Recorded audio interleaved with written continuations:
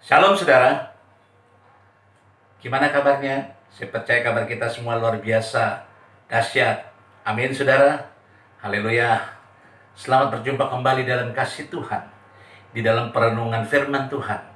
Biarlah kita mau belajar malam hari ini. Amin saudara, sebelumnya mari kita berdoa. Bapa kami yang di surga, dikuduskanlah namamu. Terima kasih kami boleh kembali bertemu dengan kasih Tuhan. Urapi hambamu, urapi kami semua. Biarlah kami boleh belajar firman-Mu pada hari ini. Di dalam nama Yesus berfirmanlah. Amin. Saudara, mari kita baca ayat perikop bacaan kita hari ini yang terambil di dalam Matius 17, mulai dari ayat 14. Saya akan bacakan buat saudara. Matius 17, mulai dari ayat 14. Judulnya, Yesus menyembuhkan seorang anak muda yang sakit ayan. Ketika Yesus dan murid-muridnya kembali kepada orang banyak itu, datanglah seseorang mendapatkan Yesus dan menyembah. Katanya, Tuhan, kasihanilah anakku, ia sakit ayan. Ia sangat menderita. Ia sering jatuh ke dalam api dan juga sering ke dalam air. Aku sudah membawanya kepada murid-muridmu, tetapi mereka tidak dapat menyembuhkannya. Maka kata Yesus, hai kamu angkatan yang tidak percaya dan yang sesat, berapa lama lagi aku harus tinggal di antara kamu? Berapa lama lagi aku harus sabar terhadap kamu? Bawalah anak itu kemari. 18, dengan keras Yesus menegur dia. Lalu keluarlah setan itu daripadanya, dan anak itu pun sembuh seketika itu juga.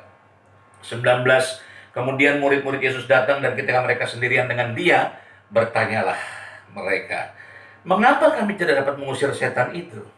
Ia berkata kepada mereka, karena kamu kurang percaya. Sebab aku berkata kepadamu, sesungguhnya sekiranya kamu mempunyai iman sebesar biji sesawi saja, kamu dapat berkata kepada gunung ini, pindah dari tempat ini ke sana, maka gunung ini akan pindah dan tak akan ada yang mustahil bagimu. Katakan amin. Nah saudara, kita mau belajar hari ini. Pada satu hari, murid-murid Yesus sedang berdoa buat untuk orang sakit ayan. Lalu murid-murid berdoa bersama dengan kelompok-kelompok orang yang hadir pada saat itu. Namun mujizat tidak terjadi. Kuasa kesembuhan tidak terjadi.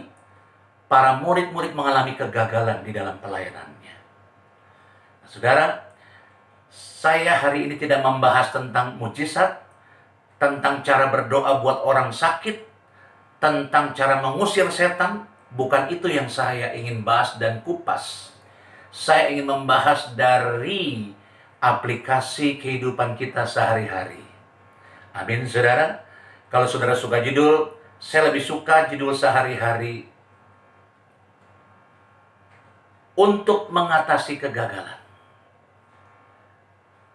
Untuk mengatasi kegagalan. Karena terkadang orang hidup, terkadang bisa gagal. Terkadang dia bisa menang dari kegagalan. Nah saudara, saya temukan yang pertama di sini. Mengapa murid-murid mengalami kegagalan? Padahal mereka ikut Yesus 3,5 tahun. Mereka melihat orang buta melihat, lumpuh bangkit dan berjalan, tuli mendengar. Mujizat terjadi, saudara. Mereka berjalan dengan sang pembuat mujizat. Tapi saat itu, mereka mengalami kegagalan. Kok bisa, saudara? Saya temukan yang pertama, alasan yang pertama, saudara.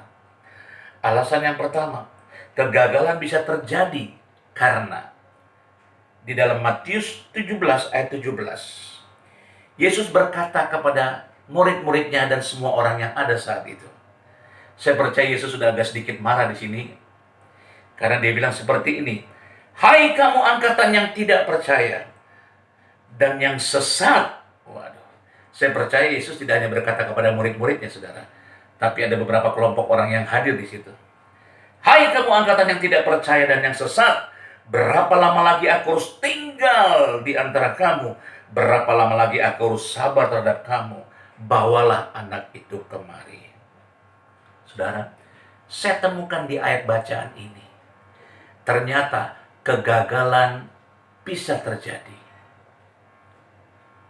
karena ada orang yang tidak percaya. Pada saat itu, murid-murid Yesus mengalami kegagalan karena saat itu murid-murid Yesus tidak percaya. Terbukti Yesus menegur langsung, saudara. Hai kamu angkatan yang tidak percaya. Ada kata tidak percaya. Berarti saudara, saya simpulkan, penyebab kegagalan yang pertama adalah karena tidak percaya. Simple, dasar, bisa kita temukan dalam kehidupan kita sehari-hari. Saudara, oleh sebab itu, kita harus belajar percaya. Belajar percaya. Jangan kita tidak percaya. Amin, saudara.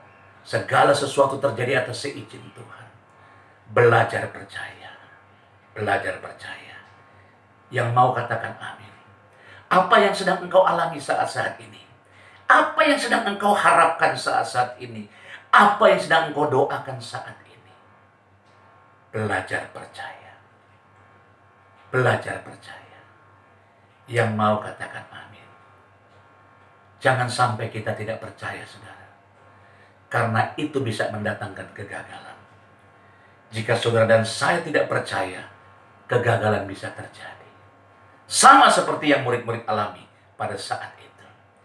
Oleh sebab itu, saudara, kegagalan bisa terjadi dalam hidup kita karena ada orang yang tidak percaya. Saya percaya saudara adalah orang-orang yang percaya.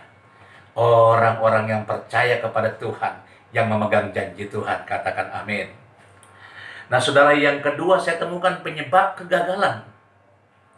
Saya temukan ayatnya, saudara, itu ada di dalam Matius 17 ayat 20a. Saya akan bacakan buat saudara. Iya, Yesus berkata kepada mereka, karena kamu kurang percaya. Saudara, di situ ada kata, karena kamu kurang percaya. Saudara, penyebab kegagalan murid-murid Yesus saat itu karena ada orang yang kurang percaya. Mereka kurang percaya, saudara. Ya, nggak percaya aja nggak terjadi. Apalagi kurang percaya.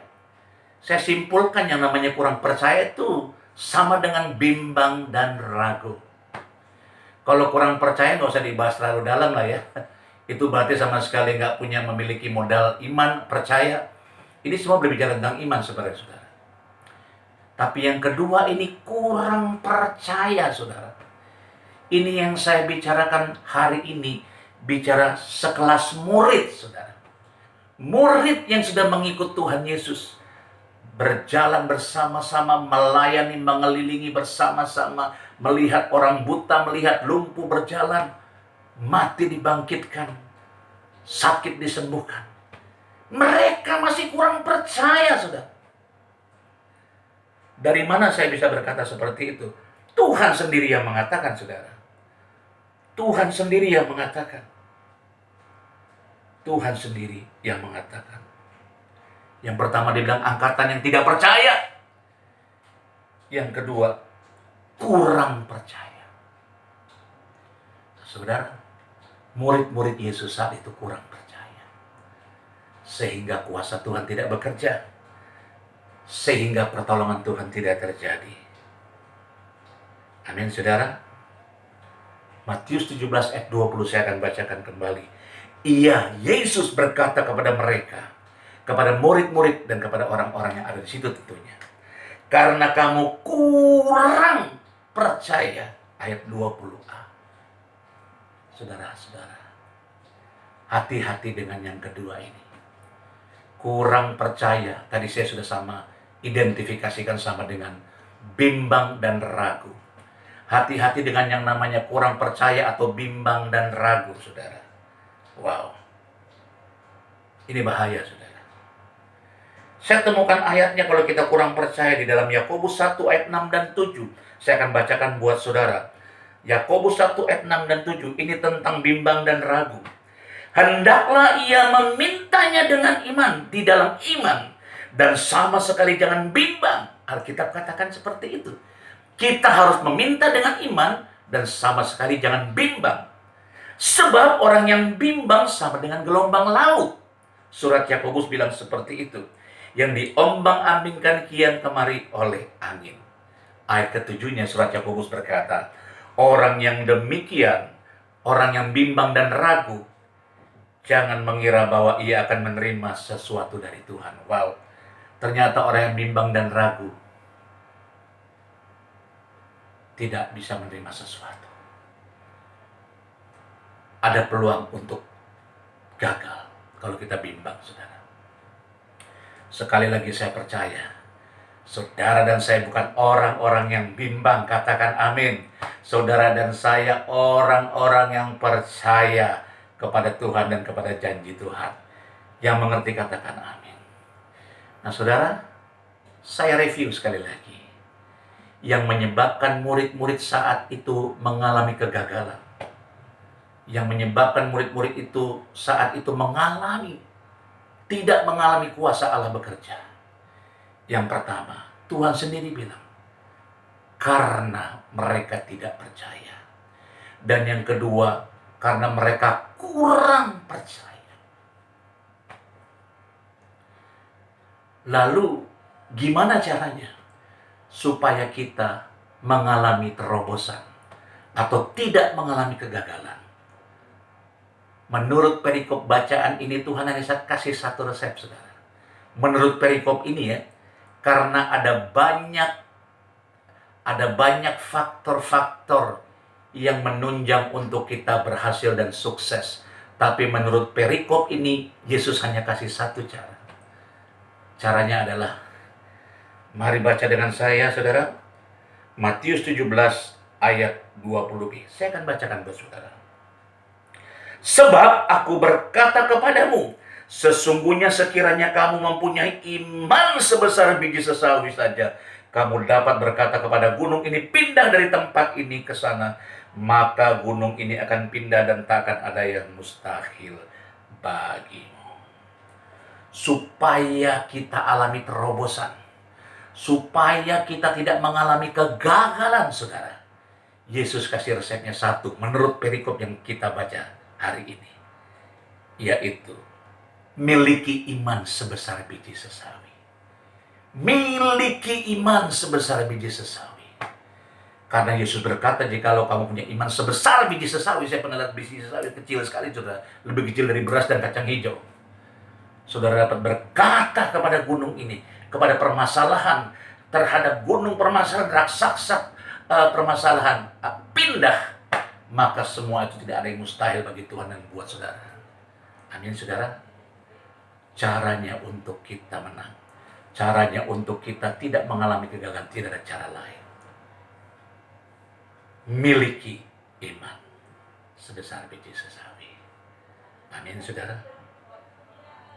Miliki iman. Saya percaya kita semua diberkati malam hari ini. Tuhan memberkati. Bapa, terima kasih buat malam hari ini. Biarlah apa yang kami pelajari boleh menjadi berkat buat kita semua.